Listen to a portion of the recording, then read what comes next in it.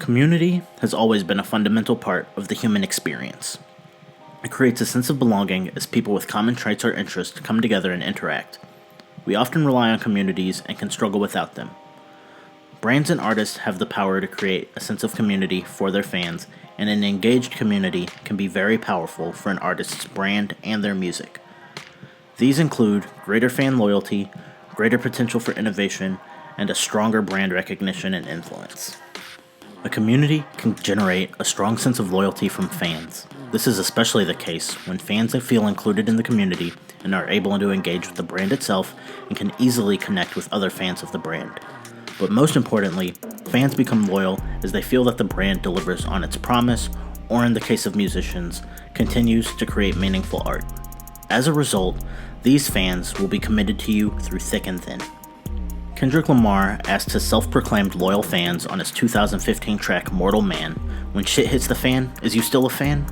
You want to have a community of fans who answer yes to this question without hesitation.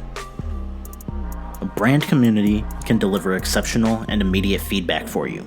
Your community is the perfect place to receive honest opinions for your work and test ideas. It's also a great place to do consumer research to learn more about how your fans think and what drives them emotionally. Listen and study what attracts them to your music and why they love your brand. Exploring feedback from your community can also be highly valuable for product innovation as well. For example, your fans could latch onto a lyric of yours and it could be a trending topic amongst comments on social media or on a blog. At this point, you could get creative and build merch off a concept and an idea that they love. Or you could push the envelope a bit and create a game, platform, or some other way to engage your fans beyond the music. Just make sure it makes sense and aligns with your brand and image. Even though fan feedback is free and can be easy to get, you can't rely on it too heavily. You have to be critical and selective about which feedback you use. Explore and read through what fans say, but only take in and apply feedback that you truly find useful and is applicable to your brand. Your fans might be passionate, but they may not be experts or musicians themselves. So how do you build a brand community? We often coach artists on how to turn casual fans into core fans and why building a fan community goes a long way in achieving that. The pillars of a strong brand community are values, lifestyle, and activities. When you define and stay true to these pillars, you'll be able to create a brand community that attracts people and gives them a sense of belonging. A good example of this is Harley-Davidson, who has one of the strongest brand communities built around a brotherhood. They started this by having events for riders staffed by employees so that the employees would personally know and understand the people they were serving. Artists can do the same, attending events in cities that they tour in, meeting people, talking to fans after shows, talking to fans online, anything to foster interaction within your fan group. This leads to the first step of building a key community. Establish community values by understanding your fans. As simple as this sounds, most businesses, not to mention creatives, completely overlook this. And it makes sense. It's easy to fall into your talents and assume that your music is a success, that you intuitively understand why people choose to listen to it. However, your reasoning for this might not always align with your fans. You should fully understand why they're listening. Many people focus on rational or logical reasons for why fans support them, but what about the emotional part? The artist-fan relationship is undeniably based on a certain love and admiration, which ties back to the values that an artist expresses in their music. Whatever you think of Kanye West as a musician, he understands his brand, his fans, and how they relate to his values. He doesn't describe his fans as Kanye West fans, but rather says they are people who are fans of themselves. From a psychographic standpoint, Kanye understands the core why of his biggest supporters, so he describes his music as the code to self-esteem, the code to who you are. Artists who understand the why of their core fan base are usually the most successful over an extended period of time. Many artists don't intentionally look for the why, They just chalk up their success to perseverance and being themselves, which isn't wrong either. Some intuitively know the why, like Kanye, who recognizes it and uses it to take risks in his music. From my perspective, the why is what really drives a deep artist-fan relationship and elevates artists to higher levels, even far past their technical skills. It is an ability to balance a relatability that fans connect to and a level of admiration that fans look up to and strive to be.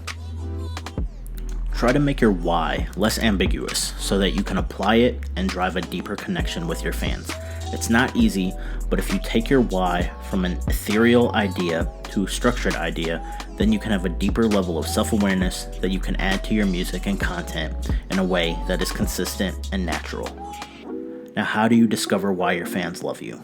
There are a few ways to go about obtaining the information you need, but what it really comes down to is understanding people and what makes them tick. This is simpler than you think. Just listen to your fans. Take a look at your social media feeds. See what posts have the most fan interactions. See what songs your fans are talking about or what lyrics they're quoting. See if you notice repeated interactions from certain fans. If you do, take a look at their profiles and learn more. Yes, we're encouraging Facebook and internet stalking here. Look for what concerns them, what moves them, what drives their behavior, and what their interests are. While you're spending time analyzing your content, posts, fan profiles, take a few minutes to engage with your fans. It will pay dividends. After all that, document what you learn and begin creating a database of your fans in a spreadsheet. As you have shows, interact with your fans. Do more than just perform and go home. Stay and talk to your fans. Interview them, especially fans you've seen at multiple shows. If necessary, ask flat out what makes them support you. If that's too direct, have a natural conversation with them. Most fans will offer up information without pressing. It not only helps you, but it creates memories for your fans that increase loyalty and lifetime value for them. Next, you want to embody and display a lifestyle for your community. From my great-grandmother to my mom to myself, people watching has been a family pastime. However, there is no greater place for me to observe people's habits and trends than a live show. This is where I see the heart of a particular culture come to life. Live shows have the power to physically unite people with a shared lifestyle. This is an absolutely beautiful moment, especially if these fans have all been separately buying into the way of living for months, with the goal of one day fully expressing their love for the culture alongside dozens of their peers. Most importantly, the headlining artist is the leader of this gathering, almost like a pastor of a church. For months, sometimes years, they've built momentum and displayed a particular lifestyle that's inspired others. With a strong understanding of the values that your fans are emotionally tied to, you can cultivate a lifestyle for them to subscribe to. While the values are emotionally and internally focused, the lifestyle is expressed externally via music videos, fashion, hairstyle, slang, and attitudes. Fans will emulate all this because it gives them a sense of belonging. They can participate and feel welcome. This is exceptionally beneficial for artists who have a very niche following and might appeal to marginalized groups of people. Music is powerful enough to give people a voice and a channel to express themselves, whether through moments of happiness or moments of frustration and sadness. Every year, the culture nerd in me anxiously waits for Dazed, a British culture and style magazine, to release their Dazed 100, which they describe as a list of the next generation shaping youth culture for the year ahead. If you don't read it, I highly encourage you to check it out. In 2017's list, I came across Princess Nokia, and I was blown away. I immediately went down a rabbit hole, exploring her SoundCloud and videos. Ironically, that day, she was in Seattle for a show, so I went. Nokia had meticulously cultivated a loyal fan community, and her show was a full display of it. Princess Nokia had been gaining recognition for proudly speaking, both in songs and interviews, about spirituality and becoming comfortable with who you are. In an interview with Dazed, she described her values and missions. How I see myself is starting a new era of Alterna Girl. This whole new epic brown girl rock, girls with skateboards, moshing topless, girls who do what they want thing. she told Days, undeterred in her mission to empower women of all walks. She basically stands as the counterculture leader for a community of young girls of color who are pushing boundaries. Most importantly, she understood her fans, female youth, very well, and because of that, she was able to connect with them and show them a way to live and fully be themselves. The energy at her show was a pure form of everything she described to Days. More than anything, she has consistently embraced and celebrated her heritage as an Afro-Latina in her music. In 2015, she released her song Soul Train and described the video as, "To me, this video is a video of Black revolution. In a time of racism, it's for the Black and Latino communities in America and it was created to honor the lifestyle that cultivated our culture and the positive and artistic outlets that healed us in hard times." Additionally, she often advocates for self-love, strength, and independence as a woman of color in a male-dominated industry and genre of music, hip-hop. Finally, as you build your brand, you should be engaging your community with collective activities. Once you establish values to attract your fans and provide them with lifestyle to connect with, you need to organize activities to help keep them engaged. The internet, blogs, forums, social media can be incredibly powerful tools to foster engagement. Today, artists are using Facebook Live, Instagram Live, and Twitch to host shows, sessions, and Q&As with their fans. This immediately gives you an opportunity to speak directly to your audience, gain feedback, and make them feel included. We encourage you to find ways to get creative with this as well. Maybe you'll share snippets of songs to build hype, or maybe you'll have a debate with your fans over a pop culture topic or some recent news. No matter what, remember to stay true to your brand's values, lifestyle, and the culture that you're leading.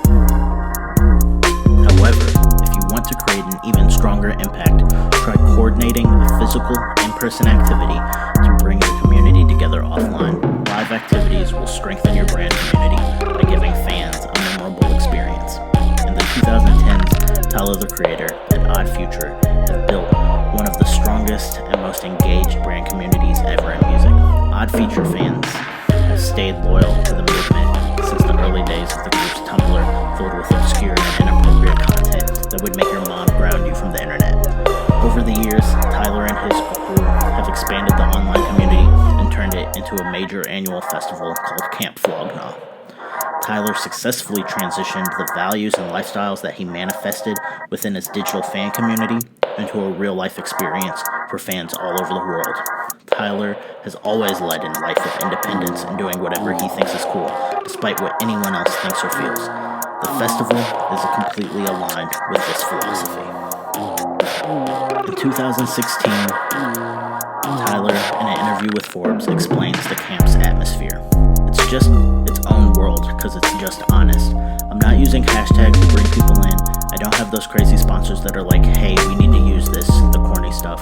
It's just like, hey, this is cool, let's try it. And then that's what it is. He goes on to explain, this allows people to see another side of me, other than me just saying stuff over a beat. This gets me in rooms with people and companies I really admire their stuff. It's worked thus far.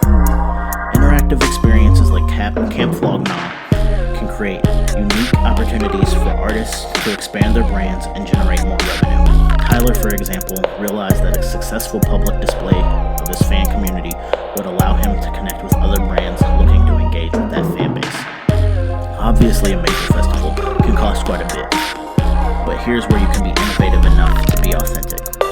Get creative with your network and resources and throw a local event.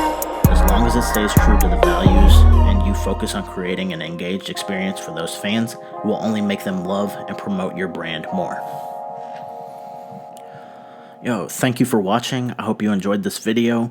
If you did, like, comment, share, and subscribe to the channel. I really appreciate your support and look forward to more videos in the future.